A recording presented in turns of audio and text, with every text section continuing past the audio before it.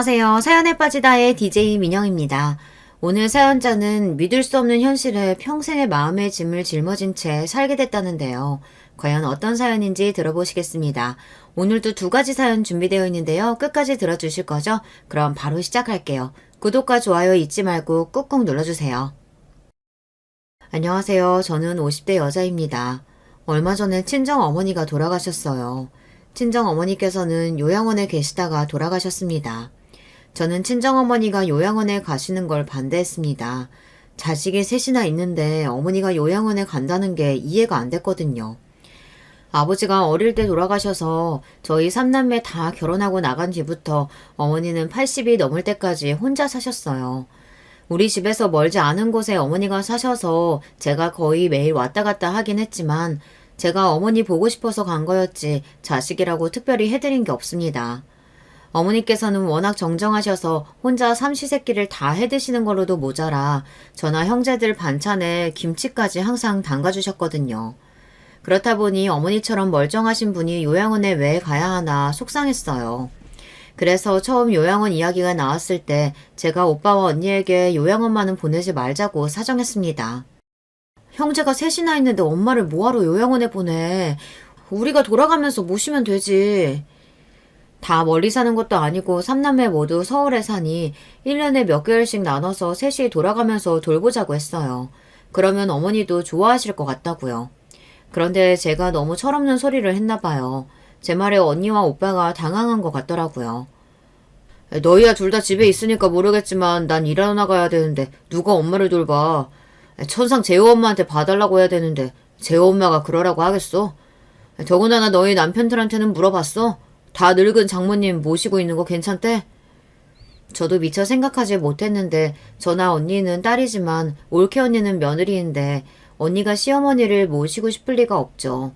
더군다나 올케 언니가 엄마를 썩 좋아하지도 않는데 제가 봐도 오빠가 곤란할 것 같았어요. 무슨 말인지 알겠어. 그럼 나랑 언니랑 나눠서 엄마 모시고 있을 테니까 오빠가 시간 날 때 좀 모시고 가. 마음 같아서는 제가 다 모시고 싶어도 오빠 말대로 아직 남편이랑 상의한 게 아니라 섣불리 말할 수가 없었습니다. 그래도 언니랑 나눠서 어머니를 모시겠다고 하면 남편도 아예 이해 못하지 않을 것 같았어요. 그래도 상의는 해봐야 할 문제였죠. 사실 저희 시부모님도 두 분 다 연세가 많으신데 시골에서 두 분이 사시거든요. 시부모님 두 분 중 한 분이 돌아가시게 되면 서울로 모시고 와서 살고 싶다고 남편이 은연중에 말한 적이 있었어요. 저도 친정일에만 나설 수 없었습니다. 그래서 저도 친정일에만 나설 수가 없었습니다. 그런 와중에 언니도 나서서 한마디 하더군요. 나도 엄마 모시고 싶지 왜 아니겠어. 근데 주영아, 현실적으로 가능하지가 않아. 지금 당장 우리 큰애 고3에다가 둘째는 고2야. 그런 와중에 집에서 엄마를 어떻게 모시고 있을 수가 있겠어. 부모도 부모지만 자식들 생각도 좀 해야지. 오빠는 올케 눈치, 언니는 자식들 눈치, 저는 남편 눈치 보느라 현실적으로 엄마를 모실 수가 없는 형편이었어요. 그래, 주영이 네 마음 모르는 건 아닌데 엄마 바로 작년하고도 많이 달라. 중풍 오고 나서 기억도 오락가락하고 오른쪽 팔이랑 다리도 아직 안 좋아서 돌봐주는 사람 없으면 화장실 가기도 힘들어. 그걸 우리가 어떻게 다 해. 하루 종일 붙어 있어야 하는데. 제가 막내는 막내인가 봅니다. 언니나 오빠는 벌써 현실적으로 가능하지 않다는 걸 파악하고 있었지만 저는 뜬구름 잡는 이야기만 하고 있었어요. 저야 마음만 앞서서 뭐든 할 수 있겠는 거지. 사실 아픈 노모 모시고 산다는 게 쉬운 일은 아니죠. 저도 현실적으로 쉽지 않은 게 사실 남편도 남편이지만 저희 애들도 곧 고3에다 둘째는 사춘기가 심하게 와서 저와도 매일 다툴 때였어요. 남편이나 애들이나 이런 상황을 잘 받아들여줄지 알 수 없는 노릇이었죠. 친정어머니는 결국 요양원에 가셨어요. 요양원에 가실 때까지만 해도 엄마가 이렇게 일찍 제 곁을 떠날 줄은 몰랐었는데 이렇게 갑자기 저를 두고 가버리실 줄은 몰랐어요. 저는 나쁜 딸이에요. 저도 자식이 있는 엄마면서 엄마 마음도 모르고 엄마라는 존재는 언제까지 제 곁에 있어줄 거라고 여기고 이 나이 먹을 때까지도 철딱서니 없이 아무것도 모르는 딸로만 살았습니다. 곁에 계실 때 더 잘했어야 했는데 너무 후회가 돼요. 저희 친정엄마는 평생 고생만 하셨어요. 이제야 좀 호강하면서 사시나 보다 하던 시기에 중풍이 와서 병원에서 고생만 하시다 요양원까지 가게 되신 거예요. 저도 옛날 사람이지만 저희 어머니는 더 옛날 분이시다 보니 이 좋은 세상 누릴 것도 많은데 뭐 하나 즐기지도 못하고 가버리셨어요. 저는 어머니가 돌아가신 지 벌써 반년이 넘었는데도 아직 일상으로 돌아오지를 못하고 있어요. 속상하고 비통한 마음을 어떻게 해소해야 할지 몰라 사연까지 보내게 됐습니다. 저희 어머님은 아들 하나, 딸 둘을 낳으셨어요. 저는 막내딸입니다. 저는 막내딸로서 사랑을 듬뿍 받고 자랐어요. 사실 아버지 돌아가시고 나서 가난하게 사는 동안 나쁜 기억도 많고 힘든 일도 많았는데 어린 시절 받았던 사랑이 너무 커서 제 인생의 원동력이 될 만큼 흘러넘쳐 그 힘으로 어려운 시기를 버티며 살아왔다고 해도 과언이 아닙니다. 사실 제가 국민학교 시절에 친정아버지께서 갑자기 사고로 돌아가시는 바람에 집안이 휘청했어요. 아버지가 돌아가시기 전까지는 사업을 크게 해서 가난이라고는 모르고 살았었는데 아버지가 돌아가시면서 가세가 확 기울었습니다. 저를 넘치게 사랑해주신 아버지가 돌아가셨다는 것만으로도 너무 힘들었는데 아버지가 사업하며 받은 빚들까지 문제가 생겨 졸지에 집까지 쫓겨나 거리에 나앉게 생겼었죠. 그때부터 우리 가족은 모두 고생뿐이 열리기 시작했어요. 그전까지 자식들 키우느라 일이라고는 해본 적 없는 어머니는 졸지에 가정이 돼서 돈 되는 일이라고는 뭐든 하러 다녀셨습니다. 새벽에 일어나 새벽 시장에 나가 일하시고 점심부터 저녁까지 식당에서 일했어요. 당시에 대학을 다니던 오빠도 다니던 대학을 그만두고 군대에 입대해버렸습니다. 그럴 수밖에 없었던 게 집을 날리고 갈 곳이 없어서 갑자기 이모네 집에 얹혀 살게 됐어요. 당시에 이모도 형편이 좋지 않은 와중에 우리 집 사정이 딱해 방 하나 딱 내어준 거라 저와 엄마, 언니 쓰기도 좁다 보니 오빠는 급한 대로 군대에 가기로 결정한 거예요. 입 하나라도 줄이는 게 이모나 이모부에게 눈치가 덜 보이니까요. 언니는 사정이 더 안 좋았어요. 당시에 고등학생이었는데 고등학교 다니다 말고 학교를 그만뒀어요. 언니는 한 푼이라도 더 벌겠다고 공장에 취직했습니다. 어머니랑 오빠가 그래도 고등학교 졸업은 해야 한다고 했는데도 언니는 공장에 취직한 지 반년 만에 기숙사에 자리가 났다면서 언니까지 나갔습니다.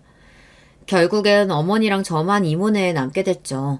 어머니는 새벽에 일하러 나가 밤늦게 되어서야 돌아오셨기 때문에 학교 끝나고 집에 돌아오면 저와 이모네 식구밖에 없었어요. 이모가 대놓고 저에게 눈치를 준 건 아니었지만 확실히 어머니가 계실 때와 저 혼자 있을 때랑은 저를 대해주시는 게 달랐어요. 한 번은 이런 적이 있었습니다. 제가 학교에 끝나고 저녁 때가 돼서 집에 갔는데 아무도 안 계셨어요. 배가 고파서 냉장고를 열어봤는데 아무것도 없더라고요. 저는 혼자 라면이라도 끓여 먹을까 했는데 금방 이모가 오실 것 같아 좀 기다리기로 했습니다. 전에도 한번 학교 갔다 와서 배가 고파서 혼자 라면 먹다가 이모에게 혼난 적이 있거든요. 너는 좀만 기다리면 이모가 와서 금방 저녁 차려줄 텐데 그걸 못 참고 라면을 먹고 있어? 그래놓고 너희 엄마한테 이모가 밥 안 줘서 라면 먹었다고 그럴 거 아니야.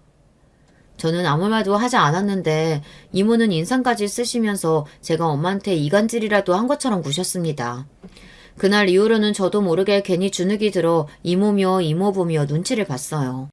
그런데 그날은 저녁 먹을 시간이 한참 지났는데도 이모가 들어오지 않으시더라고요. 사촌 오빠도 안 들어오고 이모부도 안 돌아오는 게 집에 무슨 일이 났나 싶었죠. 저는 배가 너무 고파서 더는 못 기다리겠다 싶어 결국은 라면 하나를 집었습니다. 끓여 먹으려고요. 그런데 그때 현관문이 열리는 소리가 들렸습니다. 돼지갈비는 좀 멀어도 무조건 마포 가서 먹어야 한다니까. 오랜만에 먹으니까 진짜 맛있었어. 그래, 그러니까 다음 시험도 잘 봐. 다음 기말에서도 성적 잘 나오면 또 돼지갈비 사줄 테니까. 그랬습니다. 이모 식구들은 셋이 나가서 외식하고 오셨나 보더라고요. 그때였어요. 그제야 주방에 라면을 들고 서 있는 저를 본 이모가 놀라셨는지 눈이 커졌습니다. 어머 깜짝이야. 너는 무슨 애가 인기척도 안 하고 거기 서 있니? 그리고 이 늦은 시간에 무슨 라면을 먹어? 너 그러다가 살찐다? 저는 아직 다들 안 들어오신 줄 알고 같이 저녁 먹으려고 기다리고 있다가 배고파서 라면 하나 끓여 먹으려고요. 지금 생각하면 그때 왜 그런 말을 했을까 후회됩니다. 그냥 저녁을 못 먹어서 배고파서 라면 하나 먹으려고요 하고 라면이나 끓여 먹을 걸. 이모한테 무슨 좋은 소리를 듣겠다고 그랬는지 모르겠어요. 역시나 이모는 제 말에 미간을 구기면서 짜증을 냈습니다. 얼씨구? 얘 말하는 것 좀 봐. 너 지금 너만 빼고 우리들끼리 고기 먹고 왔다고 기분 나빠서 하는 소리니? 네 오빠 오늘 시험 끝나서 기념으로 일찍 나가서 먹고 온 거야. 너는 학교 늦게 끝나잖아. 이모는 괜히 혼자 제발 저려 저에게 언성을 높이며 말했어요. 누가 보면 우리가 일부러 너만 빼고 나가서 먹고 온 줄 알겠다. 너 괜히 네 엄마한테 이상한 소리 하지 마. 안 그래도 객식구라고 눈치 주네 마네 하는데 우리끼리 고기 먹고 온 거 알면 또 듣기 싫은 소리 할 거야. 이모의 말에 저는 할 말이 없어 고개를 푹 숙여버렸어요. 돼지고기를 못 먹어서 서운한 것도 아니고 이모 말이 서운한 것도 아닌데 기분이 상하더라고요. 에이 그만해. 애가 워낙 돼버려져서 그러는 걸 뭐하러 얘기해. 아버지 없이 큰 게 오죽하겠어? 사람이 살다 보니까 때론 남이 하는 말보다 가까운 사람에게 받는 상처가 더 오래가더군요. 제 사정 뻔히 다 알면서 이모고 이모부고 툭하면 아버지 없이 커서 그런다. 눈치가 없다. 엄마한테 말하지 말아라. 이런 소리를 툭하면 하시니 이모 집에 사는 동안 잔뜩 주눅이 들었어요. 그래서 매일 혼자 다녔습니다. 그때는 친구들이랑 있는 것도 재미없고 공부에도 흥미가 없었어요. 그래서 그냥 혼자 있는 게 가장 편했습니다. 그런데 며칠 뒤 이모네 집을 나오게 됐어요. 언제쯤 이모 집을 나갈 수 있을까 매일 기도했었는데 그 기도가 통한 건지 어느 날 어머니께서 집을 구했다고 나가자고 하시더라고요. 그때까지도 저는 오빠가 제대할 때가 됐으니 어머니께서 무리해서 집을 구했나 보다 했는데 그게 아니었습니다. 알고 보니 어머니께서 제 일기장을 보셨더라고요. 그맘때가 제가 사춘기라 예민했던 시기라 남몰래 혼자 가슴앓이 하던 이야기를 그대로 다 일기장에 적어뒀어요. 이모나 이모부 때문에 서운했던 일들을 그대로 다 일기장에 적어뒀습니다. 그런데 어머니께서 우연히 제 일기장을 보셨나 보더라고요. 그날 어머님은 밤새 눈물을 쏟다가 결국은 다음날 바로 일하던 가게에 가부를 받아 저희 식구 간신히 들어가는 방 한 칸을 구하신 거예요. 어머니는 그런 분이셨습니다. 다른 건 몰라도 자식들까지 남 눈치 보면서 마음고생하는 건 참을 수 없으셨던 거죠. 그래도 다행이었던 건 이모 집을 나와 우리끼리 살기 시작하면서 자연스레 살림도 나아졌다는 겁니다. 어머니도 아는 친구분 가게에 투자해서 동업했는데 그게 대박이 나서 돈을 많이 벌었어요. 오빠도 제대하자마자 큰 회사에 입사했고 저도 고등학교 졸업하자마자 바로 격리로 취직해서 내 식구 다 돈을 벌기 시작하니 집 하나 사는 건 일도 아니더군요. 우리 가족은 이모 집을 나온 지 5년도 되지 않아 이모가 살던 아파트보다 훨씬 더 큰 평수 아파트를 샀습니다. 더군다나 위치도 잘 골라서 몇 년 사이 우리 동네에 주요 방송국들이 생기기 시작하면서 어머님 집이 10억이 넘게 올랐어요. 그걸 보고 이모랑 이모부가 얼마나 배 아파했는지 몰라요. 아파트 값이 그렇게 오를 줄 알았으면 우리도 언니 따라 그쪽에 집 살걸. 아까워 죽겠네. 너희 아파트 얼마나 한다고. 나 아파트 살 때 너희 그 작은 아파트 팔아봐야 이 동네 빌라도 하나 못 얻었어. 어머니께서 원래 부동산이니 재산이니 일절 관심도 없으시던 분이에요. 그런데 아버지 돌아가시고 고생하시면서 이모 집에 얹혀 살 때 받은 서름 덕분에 많이 변했습니다.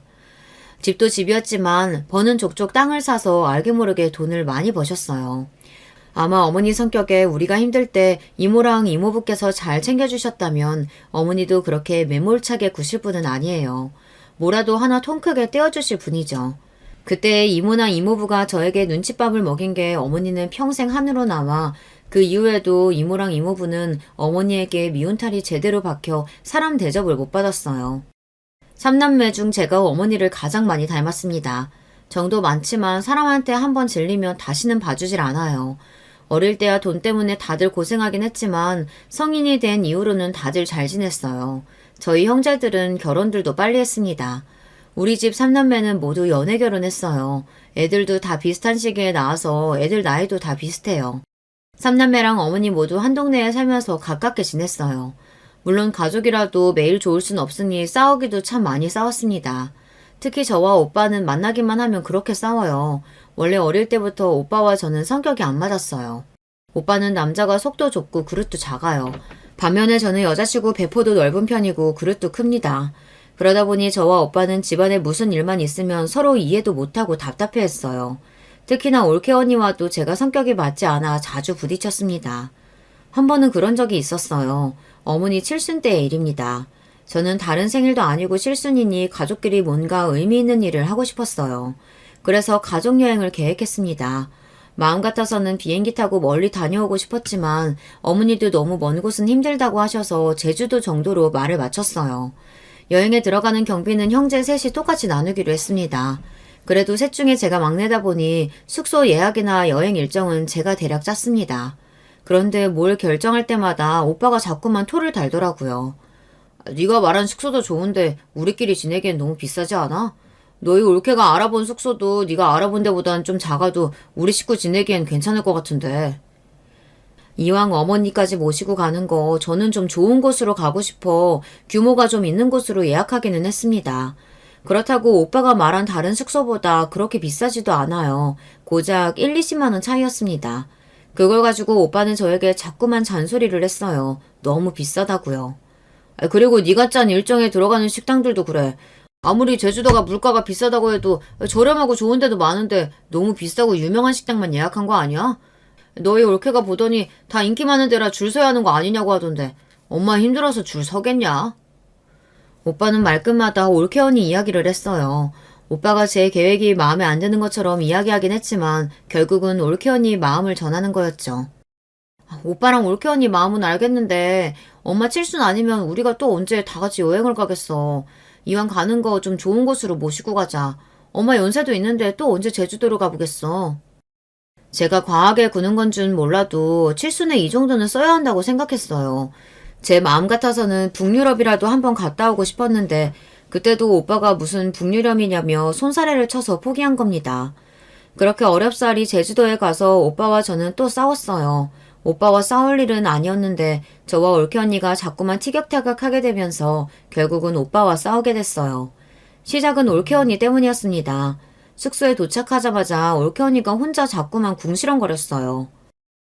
숙소라고 별로 좋지도 않구만. 이게 어떻게 100만 원이래? 아유, 돈 낭비도 이런 돈 낭비가 없네.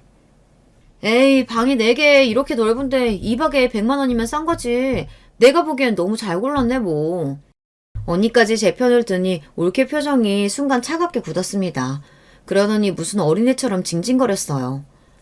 제가 고른 데는 이 방이랑 똑같은데 2박에 90만 원도 안 했다니까요. 올케는 참 눈치가 없어요. 굳이 좋은 분위기를 망치는 데에 도가 텄습니다. 올케 한마디에 기분 좋게 짐을 풀던 가족들이 다들 입을 다물었어요. 어머님마저 괜히 저희 눈치를 보셨죠.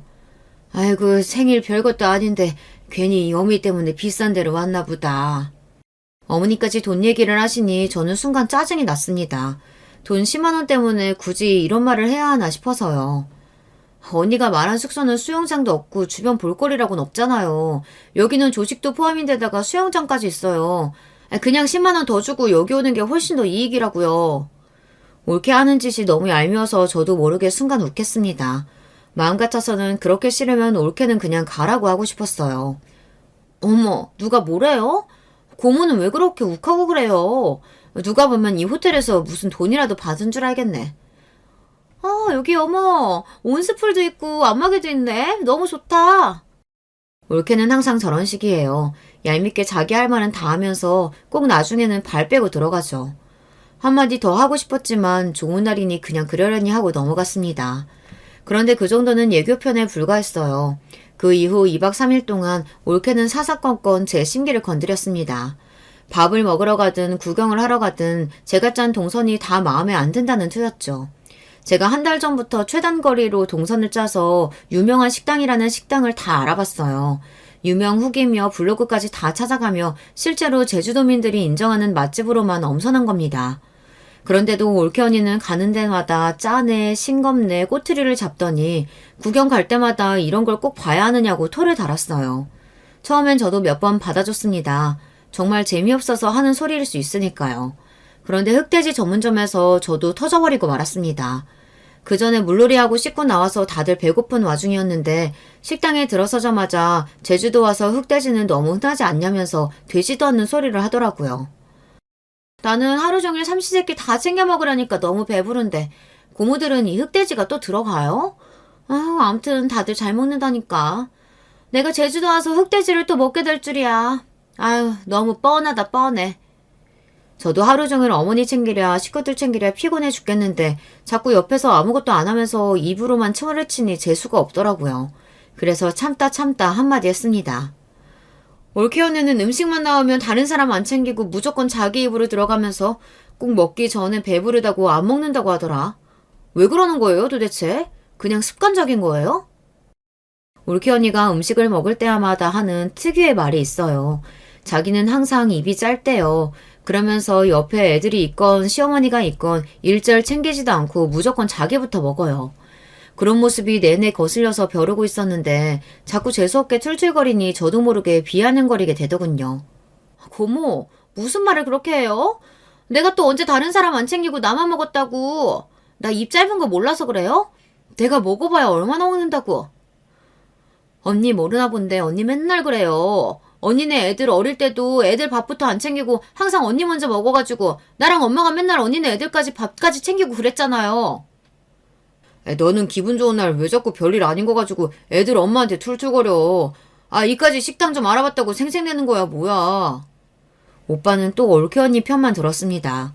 항상 그런 식이에요. 올케 언니가 틈만 나면 궁시렁거리고 저에게 비아냥거리는 건 안 보이는지 제가 한마디 하면 그거 가지고 매일 뭐라고 했어요. 이까짓 식당? 그러는 오빠는 엄마 칠순이라고 여행 오면서 뭐 하나 알아보기라도 했어? 심지어 피곤하다고 운전도 하나도 안 하고 사이들만 시키면서. 애초에 말을 하지 말았어야 했습니다. 한번 터지기 시작하니 끝도 없더군요. 여행 내내 오빠랑 올케 언니한테 쌓여있던 분노가 터져버렸습니다. 야, 내가 운전 좀 안 할 수도 있지. 네 남편 운전 좀 시켰다고 그게 그렇게 마음에 안 들었냐? 운전 좀 시킨 수준이 아니었어요. 식구가 많다 보니 렌트를 2대 빌려서 갔어요. 형부랑 언니가 탄 차는 언니가 운전하다 보니 둘이 번갈아 운전했습니다. 하지만 저희가 탄 차에는 남편이랑 오빠만 운전할 수 있었어요. 그런데도 제 남편이 무슨 가이드도 아니고 이틀 내내 이동하는 동안 저희 남편에게만 운전을 시켰습니다. 제가 오빠에게 대놓고 운전 좀 하라고 말했는데도 본인이 너무 피곤하다고 못하겠다고 했어요. 오빠가 운전만 안 했어? 여행 와서 이틀 동안 아무것도 안 하고 누워만 있었잖아. 오빠가 뭔데? 상전이야? 어려서부터 장남이라고 어머니가 오냐오냐 상전으로 키우기는 했지만 아무리 그래도 다 늙어서 사람이 눈치가 있어야죠. 이틀 동안 운전도 운전이었지만 정말 손 하나 까딱 안 했어요. 뭐? 이게 말이면 단줄하나. 어디서 버릇없이 오빠한테 따박따박 말대꾸야. 아이고, 남의 식당에서 뭐 하는 거야? 그만들 못해? 너희는 어쩜 다 커서도 그렇게 쌈박질이냐? 어머니의 말씀에 그제야 저와 오빠는 둘 다 진정했습니다. 그제야 정신이 차려졌어요. 그 정도로 오빠와 저는 성격이 잘 맞지 않습니다. 물론 올케 언니 때문이기도 했지만 오빠와도 원래 잘 맞지 않아요. 핏줄이니까 보고 사는 거지 아마 사회에서 만났으면 상정도 안 했을 거예요. 어려서는 뭘 몰라서 그런 줄 알았어요. 그래서 시간이 지나면 좀 나아질 줄 알았는데 나이가 든다고 해서 달라지는 게 아니더군요. 오빠와 저는 애초에 가까워질래야 가까워질 수 없었어요. 그 이후로도 집안에 크고 작은 문제가 생길 때마다 오빠와 저는 항상 부딪혔습니다. 한 번은 그런 적이 있었어요. 어머니께서 요양원에 가시고 난 뒤 첫 번째 명절이었습니다. 딸로서 그냥 넘어간다는 게 마음에 걸려 아버지 제사 음식을 하면서 요양원에 직원들 좀 드시라고 전이랑 나물을 좀 챙겼습니다. 명절날 요양원에 면회라도 가려고요. 나 애들 아빠랑 내일 엄마 보러 요양원 잠깐 갔다 오려고 하는데 오빠랑 올케 언니도 별일 없으면 같이 갈래요? 큰언니네 형부가 장남인데다 시댁이 부산이라 명절이면 항상 일찍부터 부산에 내려갔다가 명절이 끝날 때가 돼서야 올라와요. 어머니가 요양원에 가시기 전에는 당연히 어머니 댁에서 지냈지만 그 이후로 아버지 제사는 오빠랑 제가 지내요. 그마저도 오빠는 올케 언니 눈치 보느라 말도 못해서 음식 준비는 제가 해서 아침마다 오빠네 가지고 갑니다. 남편은 제 속도 모르고 괜히 궁시렁거리지만 저는 차라리 이게 속 편해요. 형님네가 장남이고 맏며느리면 음식이든 제사든 알아서 해야 되는 거 아니야? 어떻게 매번 우리가 준비해서 가져가야 돼? 요즘 세상에 장남이니 맏며느리니 그런 게 어딨어. 상황 되는 사람이 하는 거지. 어머님 아버님 돌아가시면 내가 다 알아서 제사상 차려드릴 테니까 괜히 속 시끄럽게 궁시렁거리지 말고 운전이나 해. 남편도 그럴 때 보면 남이에요. 자기 집 일 아니라고 그거 짐 좀 들어주고 운전 좀 해준다고 어지간히 말도 많습니다. 저도 남편 말대로 오빠가 알아서 하면 마음 편하죠. 하지만 오빠만 자식이 아니고 저도 자식인데 1년에 한 번 상 차리는 거 가지고 딸로서 투덜거리고 싶진 않았습니다. 오히려 제 손으로 정성스레 차릴 수 있어서 좋아요. 어차피 오빠네랑 집도 가깝고 우리 아버지 제사인데 딸인 내가 하는 게 당연하다라고 생각하면 마음이 더 편했어요. 그런데 제사고 음식이고 다 떠나서 집에 무슨 일이 있을 때마다 올케 언니를 만나면 그냥 기분이 잡쳤습니다. 사람이 참 이상해요. 오빠랑 결혼하고 가족이 된 지가 언젠데 아직도 올케 언니를 보고 있으면 사람이 참 생각이 짧고 밉상이다 싶습니다. 올케 언니가 시집와서 아버지 제사 같이 지낸 지가 30년이 다 돼가요. 물론 그동안 음식은 어머니랑 제가 다 알아서 하긴 했지만 그래도 올케 언니도 옆에서 보고 도우면서 배운 세월이 있습니다. 그런데 항상 제가 음식을 해서 가져가면 그제야 오빠를 시켜 제기랑 상을 꺼내요. 그러고는 세워라 내워라 앉아서 제기만 닦습니다. 원래 사람이 부지런하지가 않아요. 엉덩이도 무거워서 보고 있는 사람이 답답해 그냥 제가 하고 맙니다. 일 못하는 건 그렇다고 쳐요. 일머리가 없어서 그러는 건데 제가 소녀 언니한테 뭐라고 할 수는 없으니까요. 그런데 진짜 싫은 건 말버릇입니다. 명색이 시댁 행사인데 가족이 모이기만 하면 올케 언니는 옛날 일을 이야기하며 자기 하소연만 해요. 무슨 본인이 대단한 시집살이라도 당한 것처럼 구는데 정말 꼴보기도 싫습니다. 그날도 어김없이 저랑 오빠는 음식을 다시 데우느라 정신이 없어 죽겠는데 올케 언니는 눈치 없이 가만히 앉아서 제기만 만지작만지작 거리며 듣기 싫은 소리를 떠들어댔어요. 아유, 내 팔자야. 내 나이 내일 모레면 환갑인데 얼굴도 모르는 시아버지 제사상을 아직도 차리고 있네. 올케 언니가 저에게 들으라는 듯 대놓고 중얼거리는데 정말 혈압이 확 오르더라고요. 도대체 본인이 제사상을 차리기는 뭘 차린다고 저런 소리를 하는지 모르겠어요. 인간이 양심이 없어도 너무 없습니다. 힘들면 그거 내려놓고 그냥 들어가. 우리가 다 알아서 할 테니까. 며느리가 돼서는 시아버지 제사상 하나 차리면서 무슨 말이 그렇게 많아. 자기가 맏며느리라고 뭘 그렇게 한 게 있다고. 평소 같으면 올케 언니가 뭐라고 하든 큰오빠도 큰소리 칠 사람이 아닌데 제 표정이 좋지 않으니 오빠도 신경이 쓰였는지 괜히 언니한테 한 소리 했어요. 올케 언니도 가만히 있을 사람이 아니었죠. 내가 왜 한 게 없어? 이 나이에 시어머니 집에서 모시고 있으면서 갖은 시집살이랑 시집살이는 혼자 다 했는데. 올케 언니는 결국 넘지 말아야 할 선을 또 넘고 말았습니다. 내내 참고 있던 제 심기를 결국은 건드리는 말을 하고야 말았어요. 언니가 한 게 뭘 있다고 시집살이 했네만에 해요. 오히려 우리 엄마 옆에 데려다 놓고 부려먹으면서 엄마 돈 야금야금 뺏어다가 쓴 게 누군데. 저는 결국 터지고 말았습니다. 어머니가 중풍 걸려 몇 개월 병원 신세 지는 동안 며느리라고 병원에 코빼기도 한 번 안 비춘 사람이 바로 올케예요. 거기다가 오빠가 며칠 어머니 병원에서 병간호 좀 했다고 저한테 전화와서는 엄마 병간호를 돈 벌러 다니는 바쁜 오빠한테 시키냐고 딸들이 해야지 이렇게 소리 지른 것도 바로 올케 언니입니다.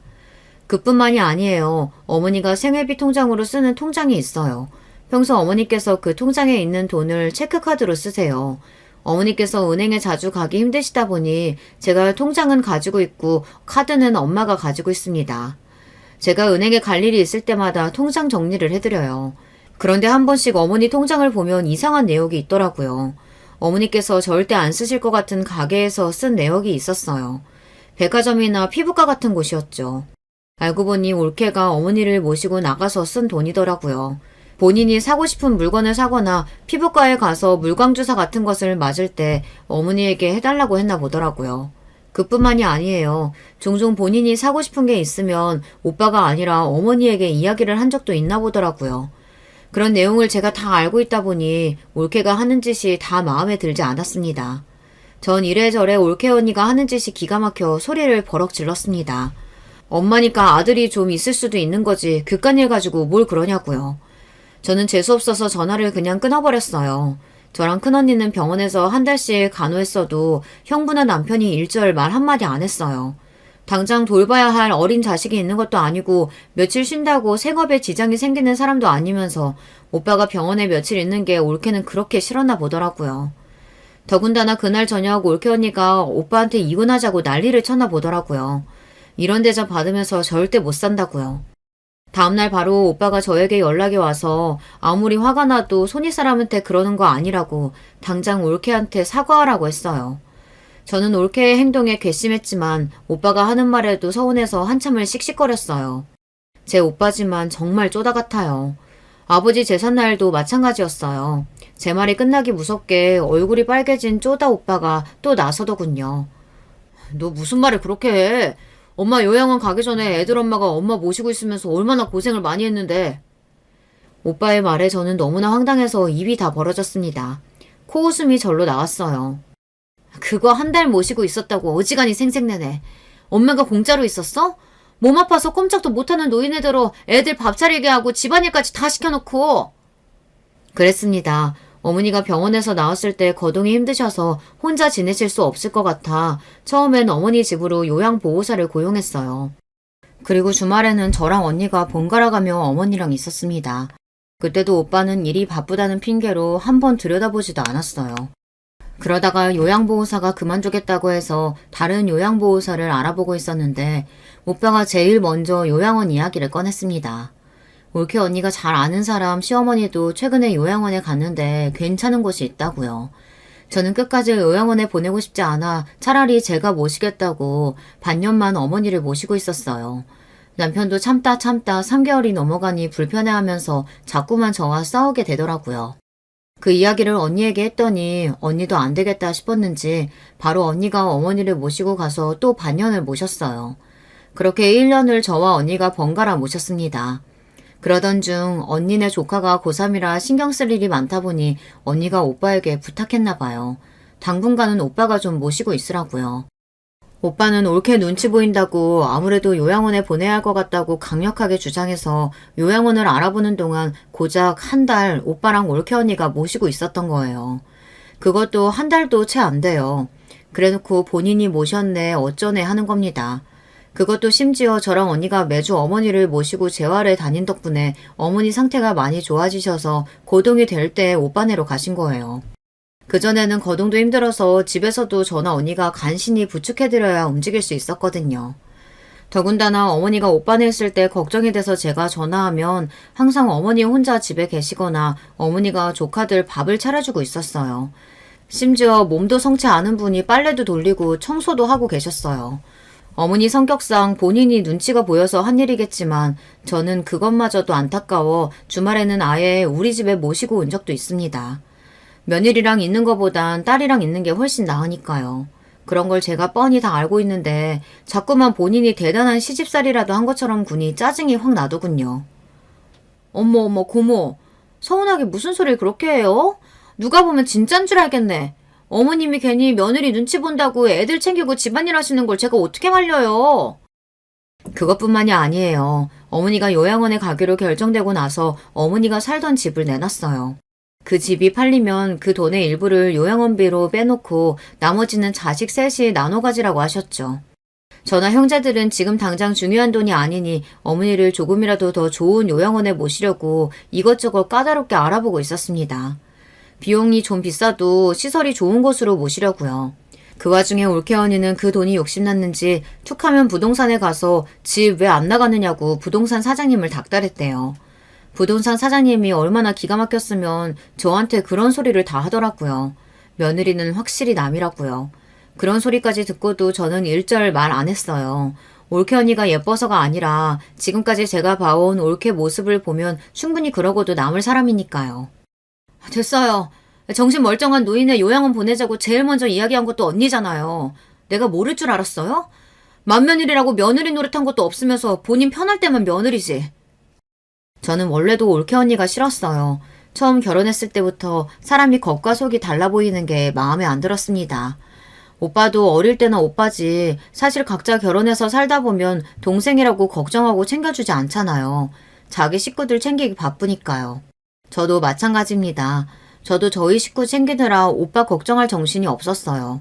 그런데 올케 언니가 어떤 사람인진 중요하지 않았습니다. 오빠랑 둘이 알아서 살면 그만이었죠. 그런데 이제는 아닙니다. 올케 언니는 제가 생각한 것보다 훨씬 더 문제가 있는 사람이었어요. 사실 제가 올케 언니를 이렇게 싫어하는 이유가 있어요. 그래도 아직 오빠 아내이고 제 조카들의 어머니이니 이런 식으로 말하고 싶진 않았지만 올케 언니는 나쁜 년이에요. 사실 어머니가 돌아가셨을 때 일이 좀 있었어요. 어머니가 요양원에서 돌아가신 당일 제가 믿기지 않는 전화를 받았습니다. 보호자님, 놀라지 마시고 들으세요. 어머니께서 돌아가셨습니다. 순간 저는 귀와 머리가 동시에 멍해졌어요. 아주 잠깐 동안은 아무 소리가 들리지 않은 것 같았어요. 그런데 그때 요양보호사가 이야기를 하는데 순간 정신이 번쩍 뜨였습니다. 이런 이야기 드리기 조심스럽지만 오늘 오전에 환자분 며느님이 면회 신청을 하셔서 다녀가셨는데 그 직후에 갑자기 돌아가셨어요. 저는 제 두 귀로 듣고도 믿기지 않아 말문이 턱하니 막혔습니다. 저는 애써 정신을 차리며 그게 무슨 소리냐고 되물었어요. 그러자 요양보호사는 저를 진정시켰어요. 우선 다른 가족들께 연락부터 드리시고 빨리 요양원으로 오세요. 어머님 곁에 있어 주셔야죠. 요양보호사의 다급한 목소리를 듣고 나서야 어머니가 돌아가셨다는 게 실감이 난 저는 그 길로 남편과 요양원으로 향했습니다. 언니와 오빠에게 전화하며 가는 동안 꿈이기를 바랬어요. 믿기지 않지만 정말 어머니가 돌아가셨더군요. 저는 정신없이 울다 실심까지 했습니다. 언젠가 어머니가 제 곁을 떠날 거라는 걸 알고 있었는데도 현실로 다가오지 않았어요. 오빠와 언니는 곧바로 장례 절차를 밟았습니다. 저는 장례식 내내 제정신이 아니었어요. 조문객도 제대로 맞지 못할 정도였죠. 장례식이 마무리되고 장지에 다녀오는 길 오빠와 언니는 제 걱정에 밥이라도 먹어야 할 것 같다면서 싫다는 저를 강제로 식당에 데리고 들어갔어요. 그런데 그때 눈치 없는 올케 언니가 굳이 하지 않아도 될 말을 했습니다. 아휴, 고모는 자기가 아직도 20살인 줄 아나 봐요. 어머니 장례식이면 알아서 조문객도 받고 일을 해야지 50 넘어서 어린애처럼 그게 뭐예요? 조문객들이 다들 나가면서 한마디씩 하고 하는데 내가 민망해 죽는 줄 알았잖아요. 올케 언니의 말에 저는 잠시 잊고 있던 분노가 끌어올랐습니다. 내가 슬프고 아픈데 다른 사람 하는 말이 무슨 상관이에요. 언니야말로 눈엣 가시였던 우리 엄마 죽어서 속이 다 시원한가 봐요. 아주 순댓국을 한 그릇을 싹 비웠네. 어머 올케, 사람을 모함해도 유분수지 무슨 그런 소리라고 그래요. 내가 언제 어머님을 눈엣 가시려 여겼다 그래. 제가 정신줄을 놓고 있기는 놓고 있었나 봐요. 제일 중요한 걸 놓치고 있었습니다. 저는 순간 날카로워진 눈빛으로 올케 언니를 쏘아봤습니다. 하참, 내가 깜빡했는데 다들 식사했으면 엄마 요양원으로 좀 가요. 요양보호사님이 보여줄 게 있다고 했는데 내가 깜빡했네. 그게 무슨 소리야? 갑자기 엄마 요양원은 왜 가? 사실은 엄마 돌아가신 날 요양원에서 엄마 돌아가시기 직전에 이상한 일이 있었다고 나한테 확인할 게 있다고 했었거든. 돌아가시기 직전에 도대체 무슨 일인데? 요양원으로 오라고 했으니까 가보면 알겠지. 의아해하는 가족들을 끌고 저는 어머니가 계시던 요양원으로 향했습니다. 올케 언니는 연신 피곤하다며 거기를 왜 가냐고 했지만 저는 끝까지 다 같이 가야 한다고 했어요. 잠시 후 요양원에 도착한 저는 어머니를 맡아주셨던 요양보호사님께 연락을 드렸습니다. 제 연락에 곧바로 로비로 내려온 요양보호사님께서는 보여드릴 게 있다면서 가족들을 사무실로 안내했습니다. 그리고 잠시 뒤 사무실에 도착한 가족들은 믿기지 않는 광경을 목격하고 말았습니다. 제 눈짓에 보호사님께서 컴퓨터 화면에 CCTV 장면을 재생했어요.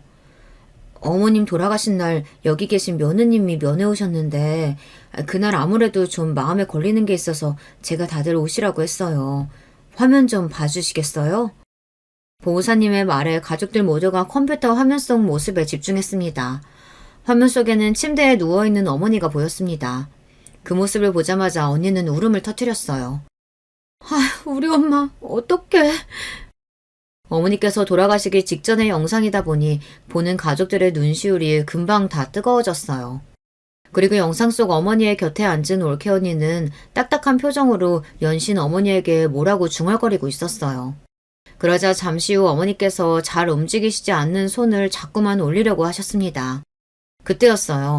화면 속 올케 언니가 의자에서 일어나 어머니에게 다가가더니 귀에 대고 뭐라고 중얼거렸어요. 그것도 한참이나 말이죠. 그러고는 영상이 끝나버렸습니다. 도대체 이게 뭐가 이상하다고 사람을 여기까지 오라고 해요. 별것도 아니구만. 영상을 보는 내내 몸을 베베 꼬던 올케 언니가 영상이 끝나자마자 큰 소리를 쳤습니다.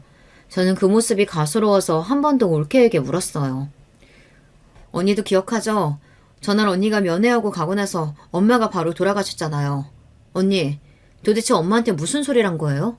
뭐라고 했길래 엄마가 돌아가신 거냐고요? 어머 고모, 말 이상하게 하네? 설마 내가 한 말 때문에 어머니가 돌아가시기라도 했다는 거예요? 말도 안 돼.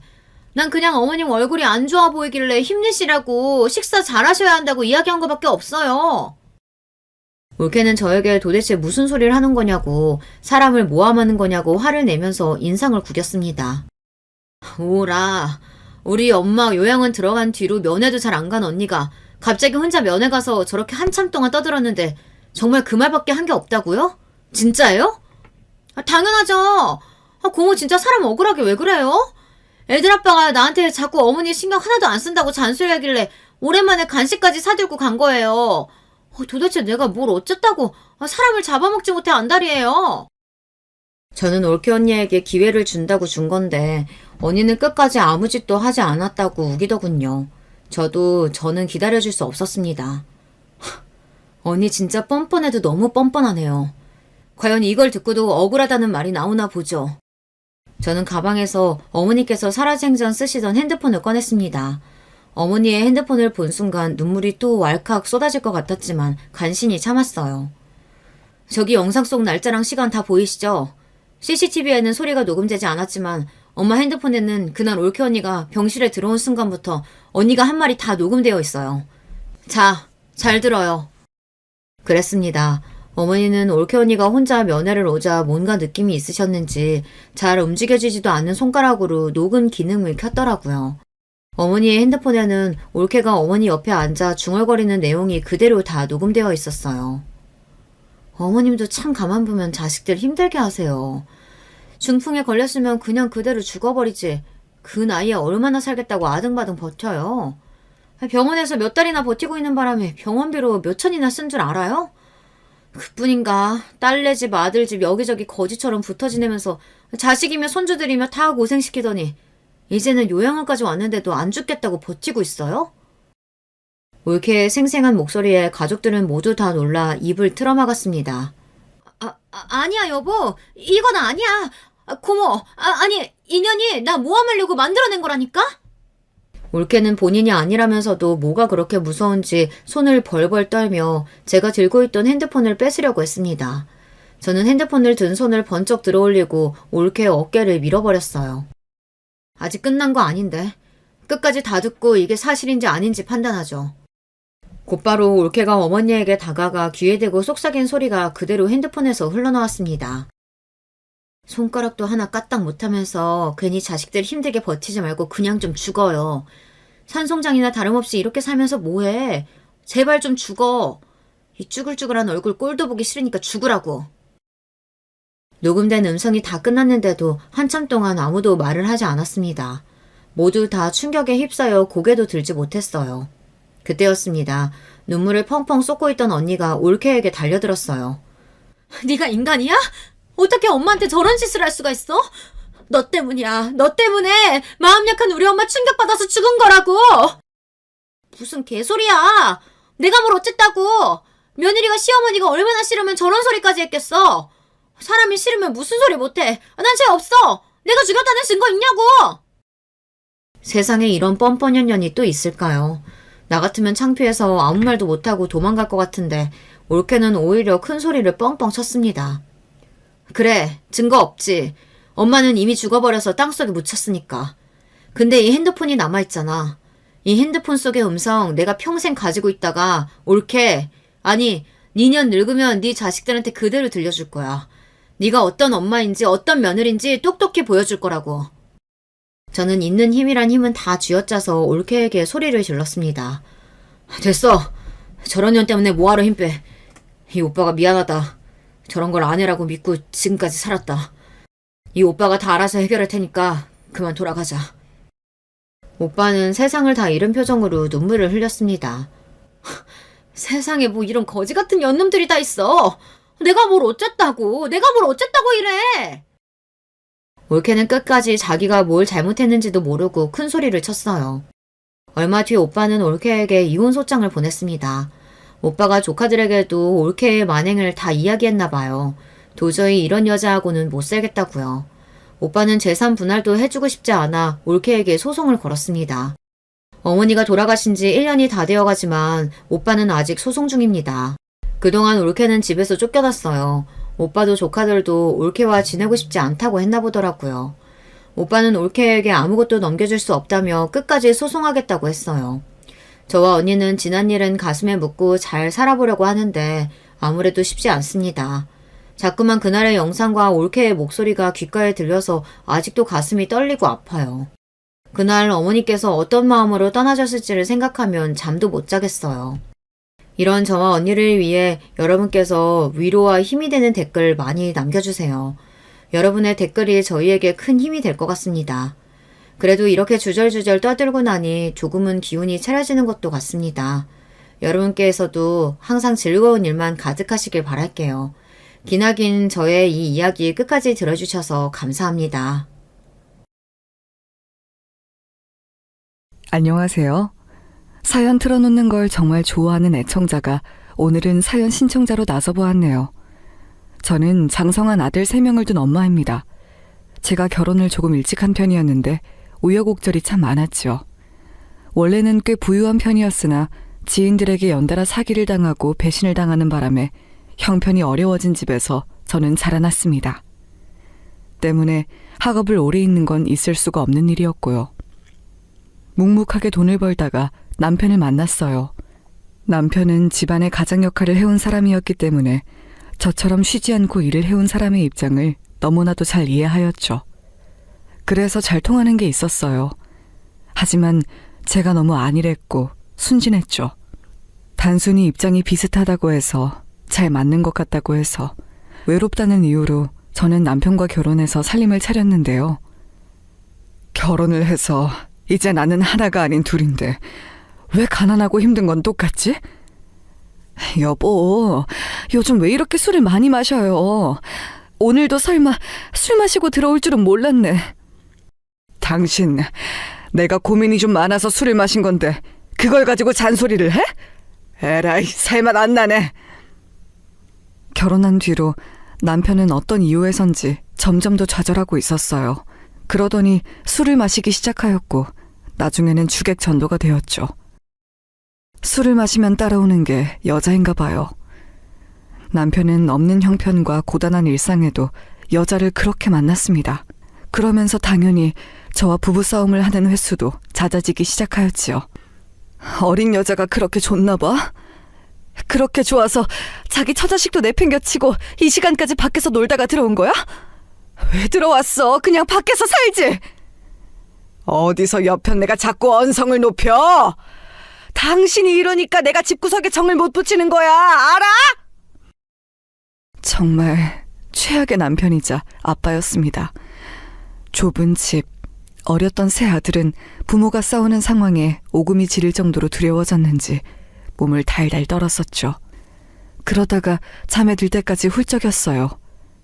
그 모습, 그 소리, 저는 다 보고 듣고 있었죠. 너무 미안했어요. 차라리 남편이 없어지면 좋겠다고 생각하던 어느 날 정말로 그런 일이 벌어졌습니다. 남편이 바람난 여자하고 놀러가던 길에 교통사고가 난 것이었어요. 아니야, 이런 식으로는 아니야. 이렇게 가면 나는, 우리 자식들 보기 부끄럽다는 걸 안다면 이런 식으로 떠나선 안 돼. 병원으로 달려간 저는 절규하였어요. 제발 이대로 떠나선 안 된다고 외쳤지만 남편은 야속하게도 끝내 눈을 감았습니다. 그때 저는 제정신이 아니었죠. 앞으로 저 혼자 새 아들을 건사해야 한다는 극명한 사실, 그 부담이 제 목을 휘감았어요. 저는 억지로 냉철하고 강단 넘치는 엄마가 되어갔습니다.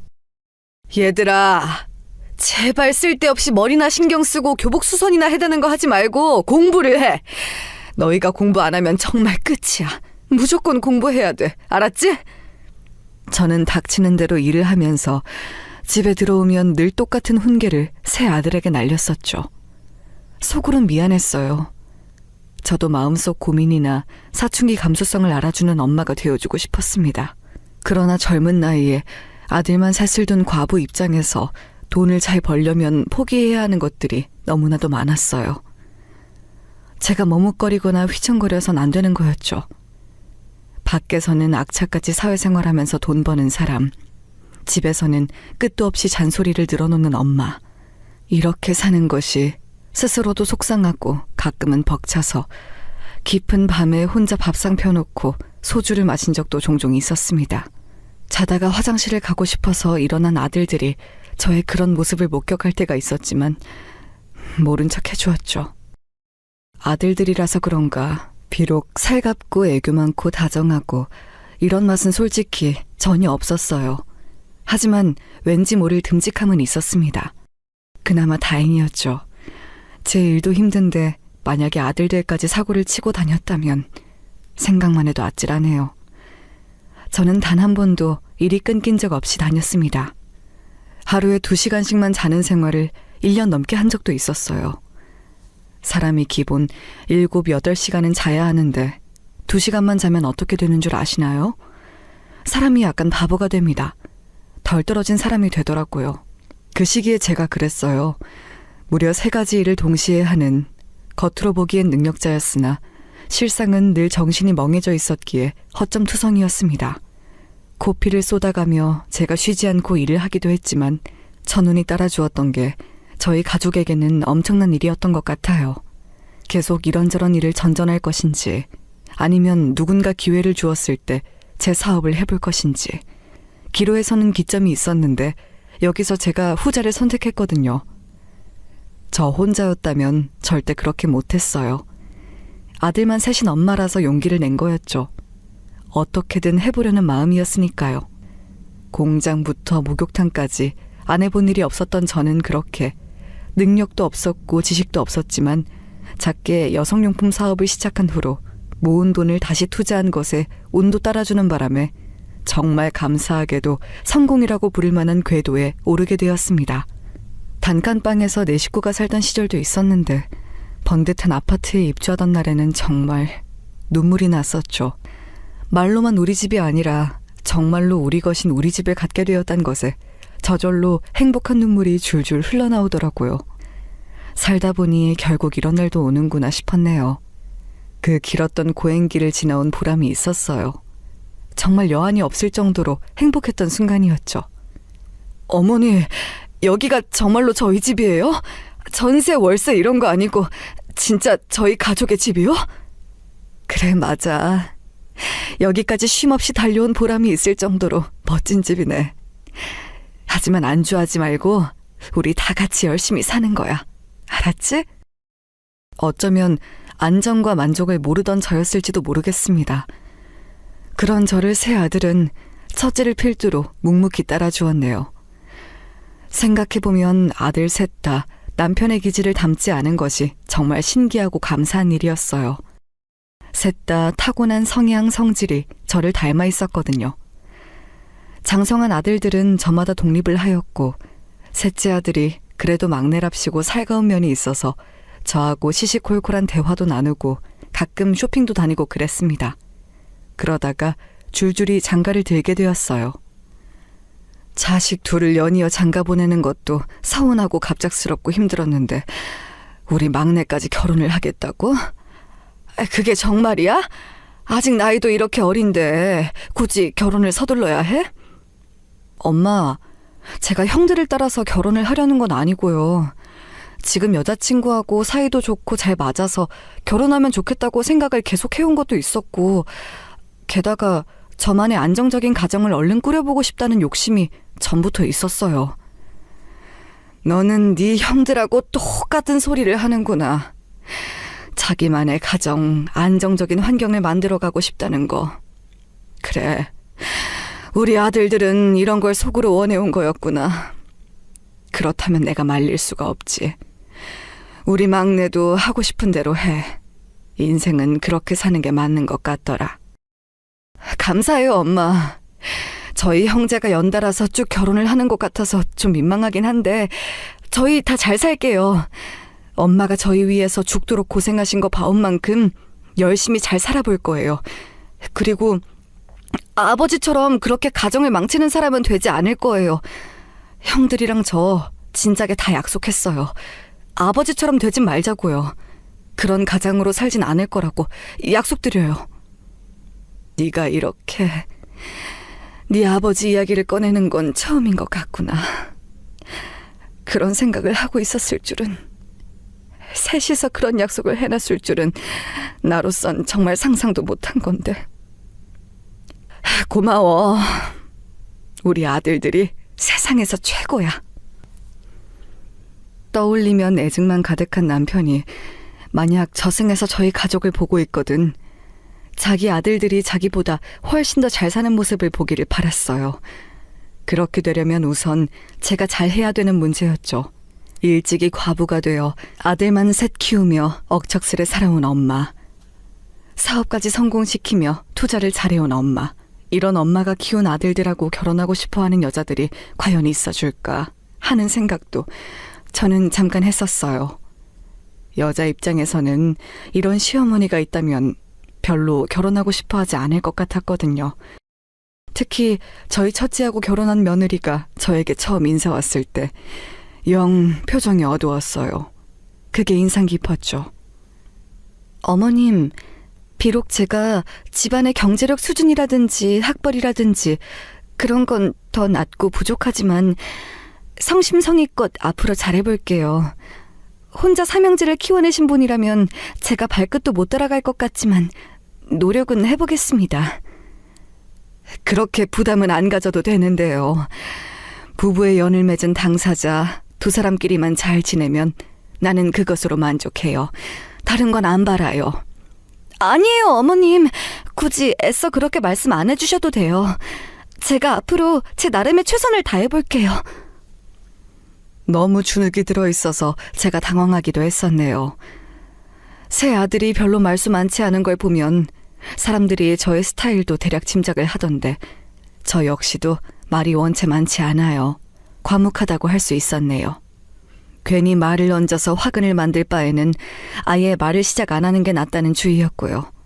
이런 저의 특성을 10분 발휘하는 것으로 저는 그렇게 정했습니다. 차라리 잘해주려고 이런저런 노력을 하면서 시행착오를 겪는 것보다 깔끔하고 아무것도 안 달려있는 나무 같은 고부관계가 훨씬 나을 거야. 일단 그게 나에게는 별로일지 몰라도 며느리들 입장에서는 좋겠지. 내가 그렇게 해주자. 저는 며느리가 셋이나 되었음에도 굳이 며느리를 통해 뭔가를 확인받거나 하려고 들지 않았습니다. 그 영역을 온전히 존중해 주었지요. 제가 오히려 거리를 벌려서 그런 것인지 시간이 조금 지나자 며느리들이 먼저 저에게 은근히 다가와주기도 하였어요. 저기 어머님, 전부터 궁금했는데 어머님께서는 명품에 별로 관심이 없으신가 봐요? 그 흔한 샤넬백 하나가 안 보여서요. 샤넬백? 그게 그렇게 흔하다고? 아이고야, 나는 그런 세계는 알지도 못해. 나하고는 상관없는 아예 다른 세계야. 다른 세계처럼 느껴져서 안 사고 안 들으셨던 것뿐이지 돈이 부족하고 아까워서 구매를 못 하셨던 건 아니지요? 뭐 그렇다고 할 수 있지. 돈이 부족하거나 그런 걸 사기에 아까워서 그랬던 건 아니야. 그런데 이건 왜 물어보니? 네가 혹시 샤넬백이 가지고 싶어서 그런 거야? 아이, 절대 아니에요. 그냥 어머님께서 얼마나 검소하신지 알고 싶어서 그랬어요. 그런데 어머님, 자신에게 투자도 하면서 지내세요. 샤넬백 하나 들어서 기분이 좋아지고 자신감이 올라간다면 그게 바로 자신에게 주는 선물이자 곧 투자가 아니겠어요? 저로서는 이해가 어려운 가치관이었으나 막내 며느리가 그렇다고 하니까 맞장구 쳐주려고 고개나 끄덕이는 게 전부였죠. 그러면서 내심 생각했었어요. 며느리들이 제가 대하기에 편하고 쉬운 젊은 여자들은 아닌 것 같다고요. 일단 사람의 결이라는 게 저하고 다르더라고요. 그래서 그렇게 약간의 미묘한 거리감이 계속 유지가 되었던 것 같습니다. 며느리들 부려먹는 거 일절 없었고 안부가 궁금하면 제가 연락을 했지 하라고 하지 않았어요. 이게 맞는 것 같았으니까요. 그렇게 지내던 어느 날이었는데요. 제가 하도 기력이 떨어지는 나머지 현기증과 복통을 동시에 일으켜서 잠시 거실 바닥에 쓰러졌었어요. 몸이 안 좋다는 증거였죠. 솔직히 말하자면 왠지 몸이 안 좋다는 건 진작에 느끼고 있었는데 워낙 이런 고생 저런 고생을 다 하면서 살아왔던지라 한편으로는 아니란 마음을 갖게 되었었죠. 원체 자주 삭신이 쑤시고 아프니 이것도 별일 아닐 거라는 생각이었죠. 그러다가 컨디션 회복이 너무 안 되고 소화까지 힘들어서 병원에 다니기 시작했습니다. 그런데도 차도가 없고 별 뾰족한 수가 없더라고요. 안부 전화를 걸어온 첫째 아들에게 이런저런 이야기를 했더니 단박에 저를 큰 병원으로 보냈습니다. 어머니, 그럴 때는 그냥 대학병원에 가셔서 정밀검사 받아보시는 게 나아요. 동네에서 이리저리 전전해봤자 어차피 똑같은 결과만 받는다고요. 그래도 번거롭고 비싸기도 하고 나 혼자 그런 곳 가기에는 겁도 나는데. 예? 며느리가 있는데 왜 그런 걱정을 하세요? 어머니, 염려 붙들어 매세요. 그러더니 병원 가는 날에 첫째 며느리가 저와 동행을 해주었어요. 첫째가 당부를 해준 모양이었죠. 누가 같이 있어서 안심이 되기도 했지만 약간 어색하기도 했습니다. 하도 며느리들하고 허물없이 격이 없이 이런 식으로 안 지내봤더니 조금 어색한 기운은 돌더라고요. 그도 잠시 갖가지 검사를 받으라 정신이 없어졌고요. 각종 검사가 다 끝난 후에 첫째 며느리가 저에게 이러더라고요. 어머님께서 경제력이 있으셔서 다행이에요.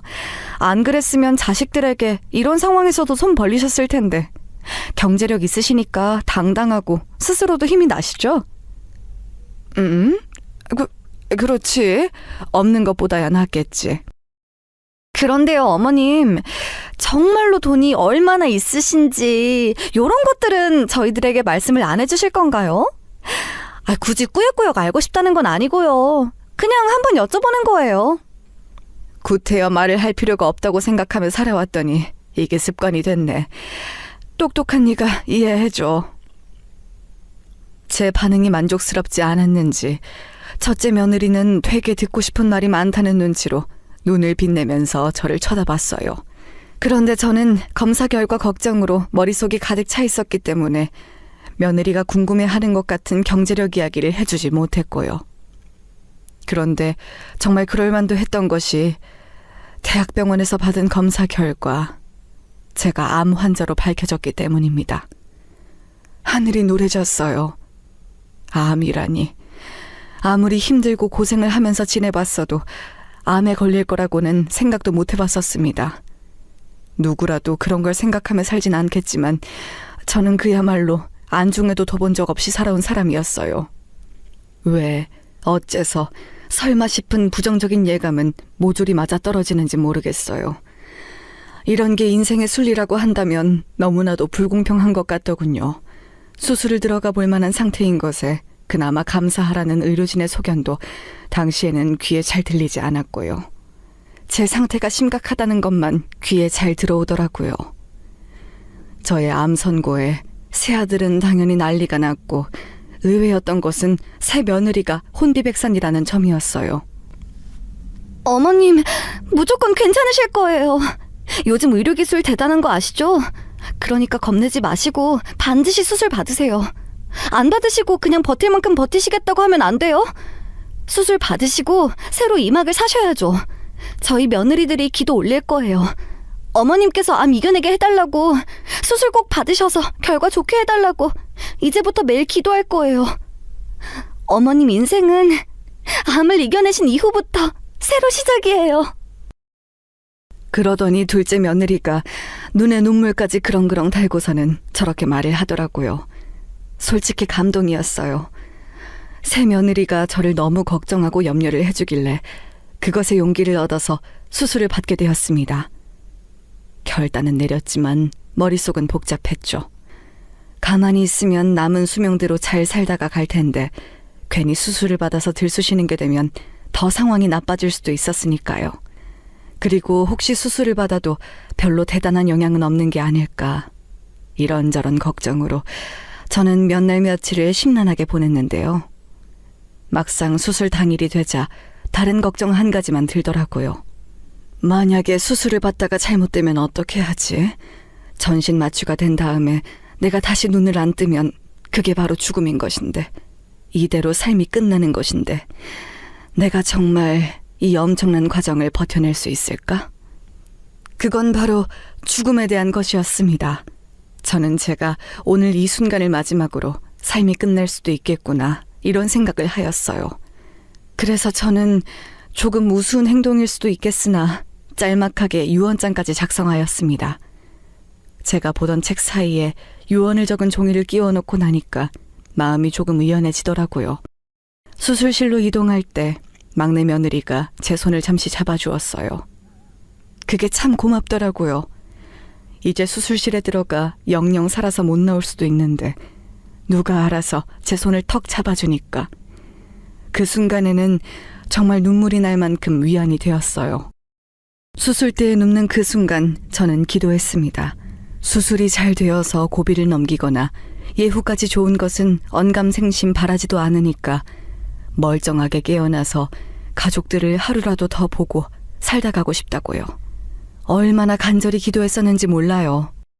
저는 예정됐던 시간보다 2시간을 더 길게 수술실에 있었습니다. 아주 긴 마라톤 같은 수술이었지요. 그리고 저는 깨어났습니다. 하늘에 감사하게도 두 눈 멀쩡히 떠서 다시 세상을 보았고요. 자식들, 며느리들의 얼굴도 바로 분간해냈습니다. 첫째가 감격하여 외치는 소리가 들려왔죠. 어머니, 정신이 드세요? 아까 잠시 눈을 뜨셨었는데 다시 의식을 잃으셔서 걱정했어요. 어머니, 이제 한시름 놓았습니다. 수술 성공적으로 잘 마쳤다네요. 이제 마음 편히 잡수세요. 그리고 진정한 인생 2막을 사셔야죠. 첫째의 목소리를 듣고 나서야 실감이 되더라고요. 제가 죽지 않았다는 것, 수술이 아주 잘 끝났다는 것, 그야말로 작은 기적이 일어났다는 것을 알고서 제가 눈시울이 뜨거워졌습니다. 이전까지 살아온 것 이상으로 더 값지게 살아보겠다는 결단이 섰지요. 나이가 있다 보니까 젊은 사람들처럼 수술 후의 회복이 빠르진 않았습니다만 워낙 깔끔하게 수술이 잘 되었기 때문에 저는 나날이 회복이 되고 있었어요. 번갈아가며 병문안을 온 며느리들이 무척 기뻐해 주었지요. 어머님, 수술이 이렇게 잘 끝날 줄 알았다면 수술을 받을까 말까 하면서 괜한 걱정을 안 했을 텐데요. 그렇죠? 이게 다 어머님께서 삶에 대한 의지가 강하셔서 가능했던 일 같아요. 어머님, 정말 최고이십니다. 저는 어머님께서 수술실 들어가시기 전에 의연하게 제 손을 맞잡으시는 것 보고서 예감했어요. 모든 걸 다 잘 이겨내실 것 같다는 느낌이 오더라고요. 어머님, 앞으로 100세 되실 때까지 건강하게 사셨으면 좋겠어요. 저희들이 미력하나마 어머님의 곁에서 잘 보살펴 드릴게요. 암이라는 진단을 받았을 때부터 무사히 수술을 받기까지 제가 이런 일을 겪고 나서야 며느리들의 소중함, 고마움 이런 게 느껴지더라고요. 그 이전까지는 솔직히 말해서 제 아들들의 배우자라는 생각만 강했지 저라는 사람의 며느리들이라는 개념으로 와닿진 않았었어요. 남들은 며느리만 생기면 지지고 볶으면서 말 많은 고부관계 형성하고 산다는데 저는 그렇지 않았으니까요. 제가 어렵고 힘들게 자식 키워내면서 그렇게 산 사람이었기 때문에 되려 저의 이런 점이 며느리들에게 부담으로 작용하고 또 저도 모르는 사이 불평불만과 잔소리가 많은 시어머니가 되어버릴까봐 살짝 건조한 고부관계로 지내온 것이 사실이었습니다. 그런데 이럴 줄 알았으면 진작에 지지고 볶고 살면서 가까이 잘 지내볼 걸. 이런 후회가 들 정도로 며느리들이 저에게 참 잘했어요. 살뜰하게 저를 걱정하고 살피고 또 응원하고 이런 모습들을 보면서 제가 감동도 받았습니다. 퇴원해서 꼬박 한 달이 지났을 때 제가 주말에 다들 모이라고 그래서 다 같이 식사를 했는데요. 새 며느리들에게 제가 따로 그날 이렇게 말을 했습니다. 내가 이런 속마음을 꺼내놓고 사는 것에 영 재주가 없는 사람이야. 여자 혼자 아들만 셋 키우고 살면서 나약한 면모를 보이면 안 된다는 강박에 시달렸기 때문인지 습관적으로 굳어져서 쉽게 겸연쩍어하고 멋쩍어 하느라 속마음을 잘 내비치지 못하는데 이번엔 내가 너희들에게 꼭 말로 내 마음을 전해야겠다 싶더구나. 다들 고맙다. 고마워. 내 아들들하고 결혼해줘서 고맙고 내 며느리들이 되어줘서 고맙고 이번처럼 나에게 큰 일이 닥쳤을 때 한마음 한뜻으로 나를 위해 기도해줘서 고마워. 덕분에 내가 기적처럼 목숨 건지고 다시 건강을 욕심내게 된 것이 아닐까 싶네. 우리 앞으로 멋지게 살아보자. 너희들에게 정말 좋은 시어머니 작정하고 되어볼게. 얼마나 쑥스러웠는지 몰라요. 제가 죽다 살아난 사람이기 때문에 한 번 더 인생을 선물 받았다고 생각하면서 마음가짐을 달리했기에 가능한 일이었습니다. 아니었다면 민망해서 절대 제 입에 그런 소리 못 담았을 것 같아요. 새 며느리는 내심 놀란 것인지 별 말도 못하고 그저 고개들만 끄덕끄덕하면서 저를 향해 웃어주더라고요. 이런 수더분한 며느리들을 그간 제가 몰라보고 더욱 가까이 두지 못하고 지내온 게 재차 아쉬울 따름이었습니다. 제가 며느리들을 향해 덕담 몇 마디 더 던졌고요. 그렇게 화기애애하게 저희들만의 짧은 시간은 끝이 났어요. 둘째가 저보고 그러더라고요. 어머니, 수술 잘 받으시고 암을 이겨내시더니 부쩍 며느리들과 가까운 시어머니가 되신 것 같네요. 나는 원래부터 며느리들과 가까이 잘 지내보고 싶었어. 그간 본의 아니게 기회가 없었던 것뿐이지. 제가 너스레를 떠는 모습이 싫지 않은지 둘째가 신기하단 표정으로 웃더라고요. 저는 또 하늘에 감사했죠. 이렇듯 전보다 더 나은 일상을 선사해준 하늘의 선물에 배반하지 않고 더 멋지게 살아보리라 싶었습니다. 저는 그때 어떤 생각까지 했는가 하면요. 암이라는 강력한 인생의 고비는 어쩌면 저에게 진정한 가족의 모습을 안겨주기 위한 하늘의 안배가 아닐까 했어요. 참나, 지금 생각하면 씁쓸하기만 합니다. 그로부터 얼마 뒤 제가 병원에 가서 검진도 받고 막내 생일이 다가오고 있어서 기념으로 주말에 미리 다 같이 오리고기를 먹기로 하였어요. 유명한 오리고기 식당으로 모였죠. 속단하기는 당연히 이르겠지만 수술 예후가 좋다는 말 의사 선생님께서 조심스레 입에 올리시더라. 그거 듣고 내가 얼마나 감격스러웠는지. 이런 좋은 날에 우리 막내 생일을 미리 축하하며 맛있는 음식을 같이 먹을 수 있으니 너무 행복하네. 엄마, 수술 받으실 때까지만 해도 올해 제 생일을 무사하게 함께 보내주실지 확신이 없어서 제가 속으로 걱정이 많았는데 지금은 이렇게 근심 하나 없으니 진짜 꿈만 같네요. 엄마, 저도 행복해요. 앞으로 오래오래 사셔서 매년 제 생일을 함께 놔주시기예요. 아셨죠? 그럼 당연하지. 우리 막내 얼른 오리고기 많이 먹어라. 내가 오늘 한턱 쏘는 거니까 아무 걱정 말고 실컷 먹어. 화기애애했고 정말 더할 나위 없이 완벽한 자리였어요. 저는 그때까지만 해도 정말 그렇게 생각했어요. 모두가 얼굴에 웃음기를 머금고 있었지요. 둘째 며느리가 문득 제 쪽으로 몸을 숙이더니 이렇게 묻기는 했었어요. 어머님께서는 한턱이 아니라 100턱을 쏘셔도 끄떡 없으시죠? 글쎄다. 100턱이라는 게 와닿지가 않는데 우리 가족들에게 원하는 대로 턱턱 쏠 만큼은 끄떡 없지. 역시 어머님은 정말 멋지신 것 같아요. 암 이겨내는 게 아무나 하는 거겠어요? 제 생각이지만 그게 다 재력이 뒷받침되니까 심적인 여유가 깔려 있어서 가능하셨던 게 아닐지. 어머님께서는 정말 다 가지신 분이네요. 다 가졌다니? 그건 좀 아닌 것 같구나. 나도 가지지 못한 게 있지. 너희는 가지고 있지만 나는 가지지 못한 것. 네? 그게 도대체 뭔데요?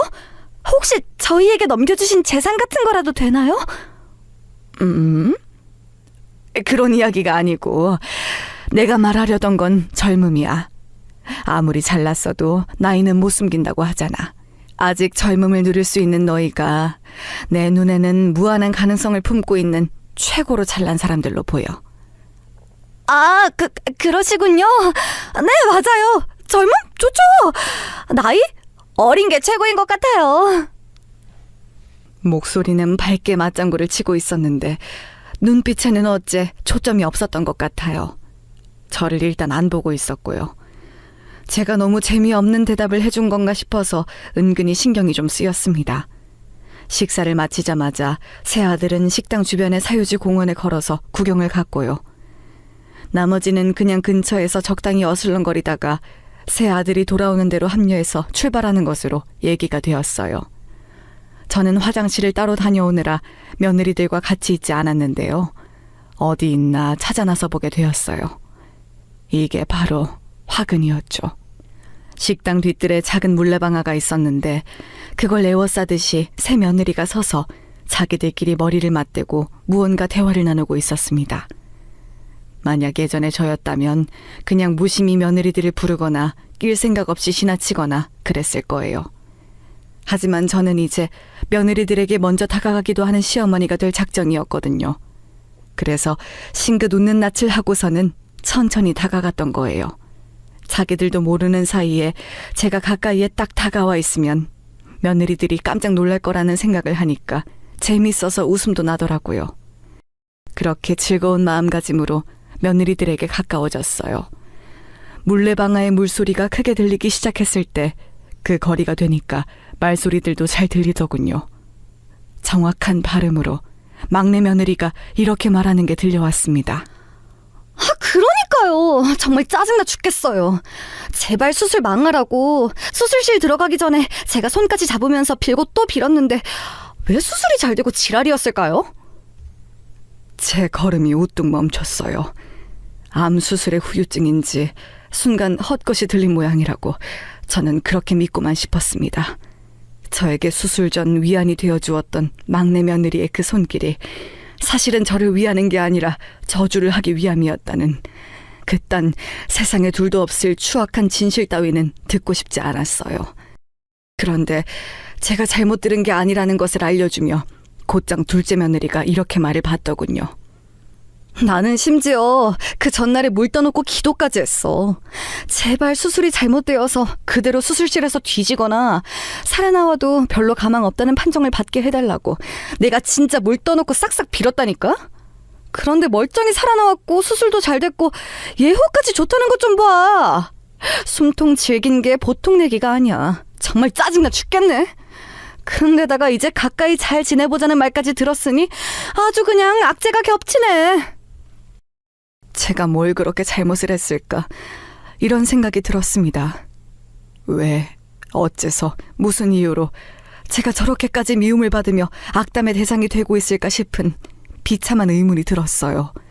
가슴이 너무 아프더라고요. 그 순간 지구상에서 가장 초라한 사람은 바로 저였어요. 저를 싫어하고 증오하는 며느리들의 진짜 속내도 모르고 혼자 기뻐하고 좋아하면서 가까이 지내는 미래를 그려댄 제 자신이 너무나도 바보 같았습니다. 비참함과 충격 속을 헤엄치고 있을 때 첫째 며느리가 코웃음을 치면서 활용점정을 찍었죠. 수술 망하게 해달라고 빌면서 내가 병실을 좀 뒤져봤었는데 책 사이에 웬 유언장을 끼워놨었더라? 근데 내용이 뭐였는 줄 알아? 가화만사성이었어. 가족들끼리 화목하게 지내라네? 나 원참 어이가 없어서 돈 얘기를 적어놨어야 맞는 거 아니야? 내가 이래서 시모가 마음에 안 드는 거야. 늘 사람이 두루뭉실하고 의문스러워. 돈 얘기는 왜 이렇게 하네? 하루빨리 이런 어른이 곱게 뒤지셔야 아랫사람들이 편하게 사는 건데. 재산은 절대 안 나눠줄 위인이니까 빨리 뒤져서 그걸 유산으로 우리한테 다 뿌려줬으면 하는 건데 이게 참 뜻대로 되질 않네. 세상사 왜 이렇게 쉽게 뜻대로 안 돌아가나 몰라. 그러자 둘째 막내 며느리들이 동조하면서 엄청 맞장구를 치더라고요. 참담했습니다. 눈물이 왈칵 쏟아질 것만 같았어요.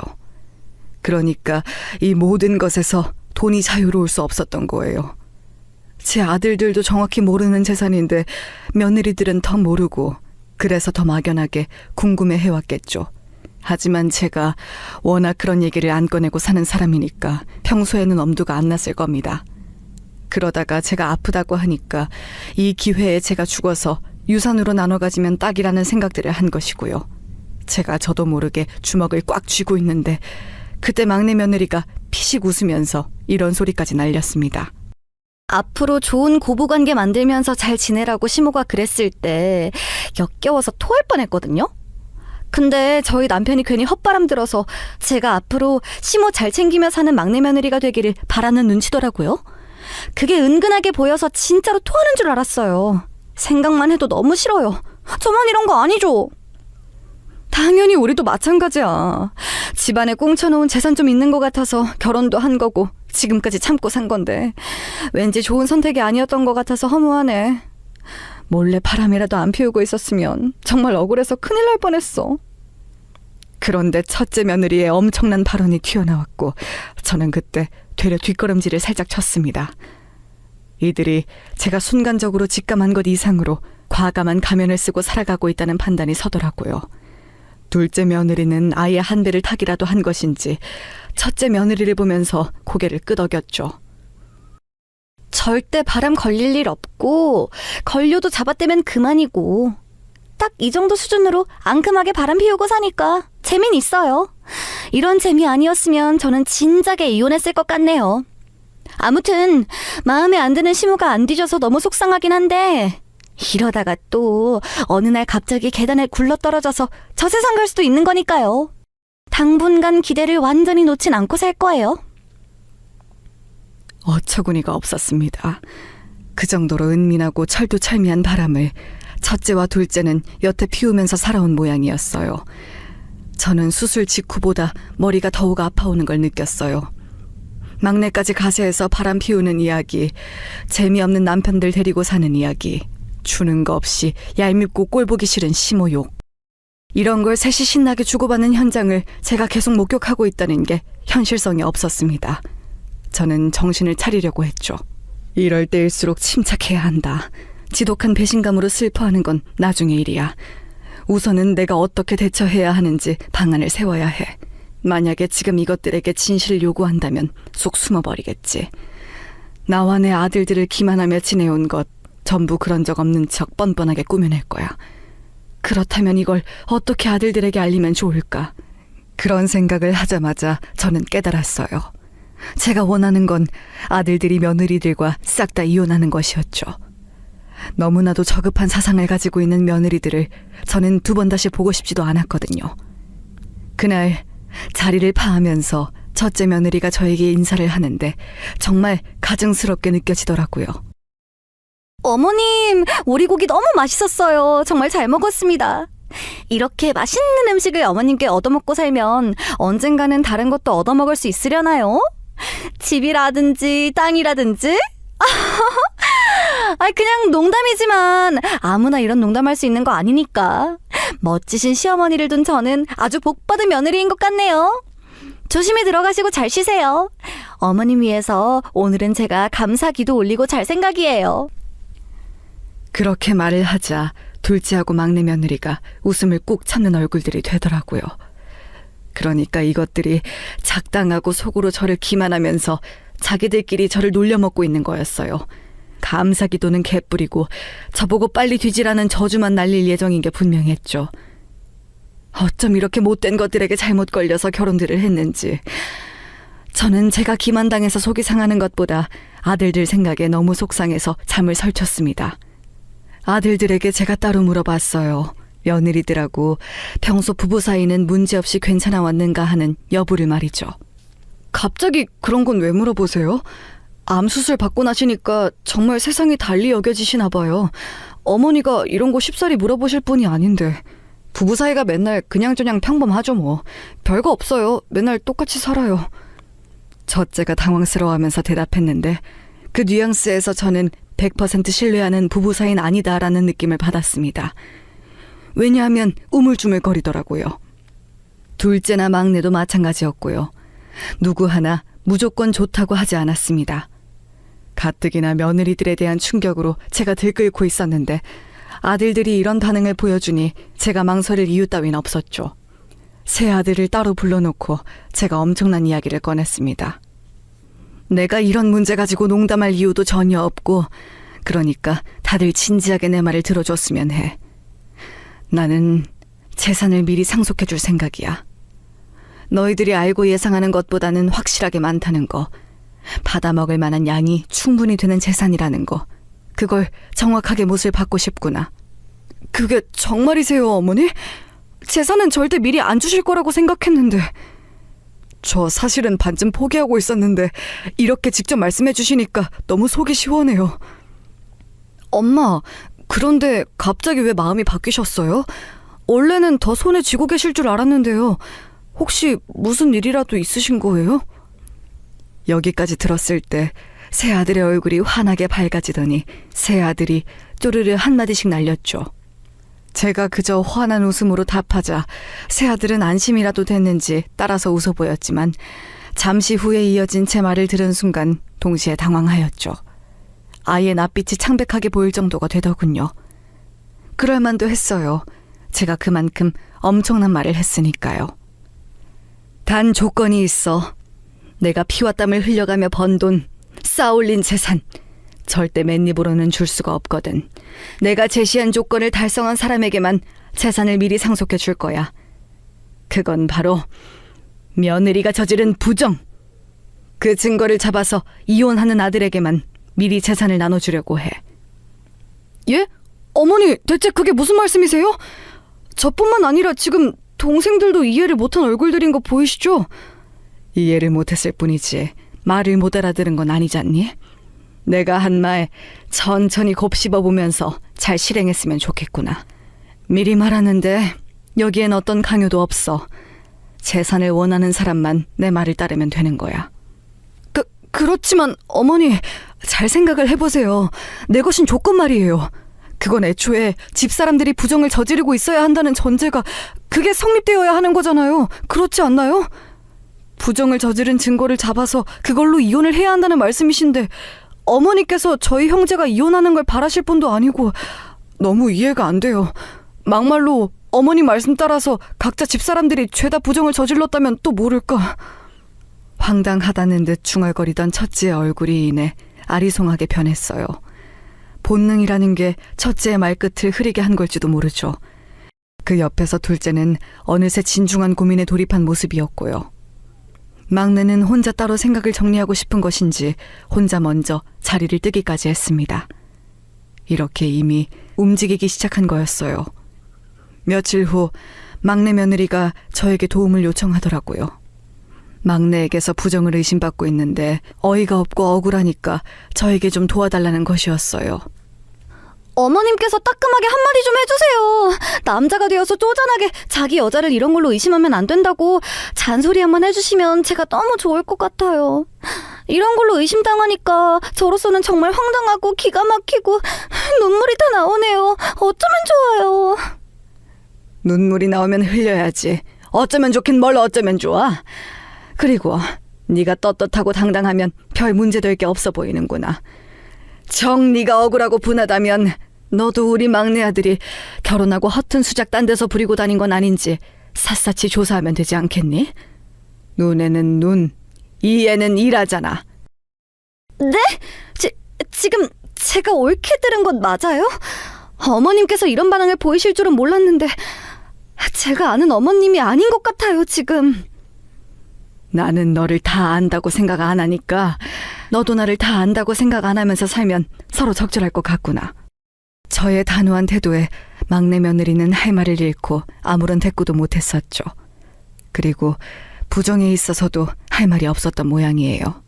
가장 먼저 이혼에 근접한 게 막내였기 때문입니다. 엄마, 심증만 살짝 있었을 뿐인데 고등학교 동창이라는 놈이랑 몰래 만나서 데이트 즐겨왔던 게 제가 결혼한 여자라네요. 어떻게 이런 일이 있는지. 블랙박스에서 증거 발견했어요. 가슴은 찢어질 것 같지만 엄마 덕분에 제가 더는 기만당하지 않을 수 있게 되어서 다행이고 감사하다는 생각이 들어요. 이대로 이혼까지 갈 거예요. 그러더니 첫째와 둘째도 마찬가지로 며느리들의 부정을 사유로 이혼 과정에 돌입하게 되었어요. 역시나 바람들을 피우고 있었거든요. 그런데 이것들이 저를 얼마나 우습게 봤으면 새 며느리가 합심을 하며 모여서는 저를 찾아왔습니다. 셋 다 똑같이 이혼당하는 처지였는데 그 도움을 저에게 요청하더라고요. 어머님, 살면서 누구나 크고 작은 실수를 저지르는 법이잖아요. 저희가 저지른 실수도 그런 거였어요. 누구나 한 번쯤 저지를 수 있는 실수요. 한순간의 충동, 유혹, 이런 걸 못 이긴 죄였네요. 하지만 기회가 다시 주어진다면 더 잘할 수 있어요. 어머님께서도 수술 받으신 이후에 그 전보다 더 잘 살고 계신 거 아닌가요? 그런 것처럼 저희도 기회를 받아야 한다고 생각합니다. 내조 잘하는 아내들로 저희가 거듭날게요. 그러니까 부디 어머님께서 나서주세요. 첫째 며느리가 그 중에서 대표랍시고 발언하면서 눈물로 호소하는 모습에 제가 옅게 웃었습니다. 황당해서 자연스레 나온 웃음이었네요. 실수? 너희들이 내 아들들을 두고 부정을 저지른 게 실수다? 그래, 그건 그렇다고 치자. 그렇다면 나를 죽으라고 저주하고 내 흉을 보며 비웃고 힐난해온 것은 그것도 실수인 거니? 어디 한번 내 앞에서 당당하게 말을 해봐. 그것도 실수였는지. 제가 싸늘하게 말했고 새 며느리의 표정은 동시에 굳어졌어요. 본인들의 추악한 이중적인 면모를 제가 다 알고 있다는 것을 그 순간 새 며느리도 안 것이었죠. 차마 대꾸할 배짱까진 없는지 저마다 시선을 돌리면서 침묵을 지키더군요. 뭔가 변명이라도 해보고 싶은 듯 입술들은 한 번씩 달싹거렸지만 그게 전부였어요. 저는 새 며느리를 그대로 쫓아냈습니다. 그리고 새 며느리는 저희 집에서도 싹 다 쫓겨났죠. 시간의 차이는 조금씩 있었습니다만 결과적으로 줄줄이 셋 다 이혼당했어요. 그리고 저는 약속대로 새 아들에게 재산을 미리 나눠주고자 했는데 의외의 상황을 마주하였습니다. 새 아들이 고개를 저은 거예요. 어머니, 아둔한 저희가 알지 못했던 부분들을 다 아시고 이렇게 안배를 하신 거였겠죠. 저희는 아직 어머니께서 일구신 귀한 재산을 받을 자격이 안 되는 것 같아요. 저희끼리도 대화를 나눠봤는데 미리 그 재산을 쥐고 있으면 풍요롭고 행복하기야 하겠지만 저희 각자가 더 발전하고 스스로 나아가는 데 있어서 도움이 되는 건 아닐 거라고 여겼습니다. 어차피 나중에는 저희 몫으로 떨어진 그 재산 미리 받지 않고 지금은 저희 각자가 더 정진하며 스스로의 힘을 길러볼게요. 그렇게 사는 게 맞는 것 같아요. 이혼을 겪고 나서 첫째는 얼굴이 좀 상해 있었는데요. 그래서 걱정했건만 대견하게도 형제 대표로 그렇게 말을 하는 것에 제가 눈물이 찔끔 나왔습니다. 그제야 이런 생각이 들더라고요. 내가 자식들을 잘 키웠구나. 자식 농사를 잘못 지은 게 아니구나. 이런 행복한 생각이 들면서 기쁨의 눈물을 흘린 거였네요. 그 후로 새 아들은 저마다 원래 하던 일들을 열심히 하기도 하고 새로운 도전을 하기도 하면서 전보다 훨씬 더 잘 지냈습니다. 각자 새로운 사람도 만났고요. 사람 보는 눈들을 기른 것인지 참하면서도 야무진 여자들만 새로 만나서 제 입이 찢어질 뻔했습니다. 본의 아니게 우연히 들어버린 전 며느리들의 현황은 각자 친정하고 대판 싸워서 자기 식구들과는 멀어졌고 아무도 새로운 상대를 만나지 못했고 대략 그런 모양이었습니다. 그렇다면 바람 피우던 상대들은 그저 스릴을 즐기기 위한 용도였나 봐요. 알다가도 모르겠네요, 정말. 어찌됐든 지금 이 상황을 애초에 의도해 본 적은 없었으나 이렇게 흘러왔고 이런 모습의 현재를 잘 살아가 보려고 매일 최선을 다하는 중이랍니다.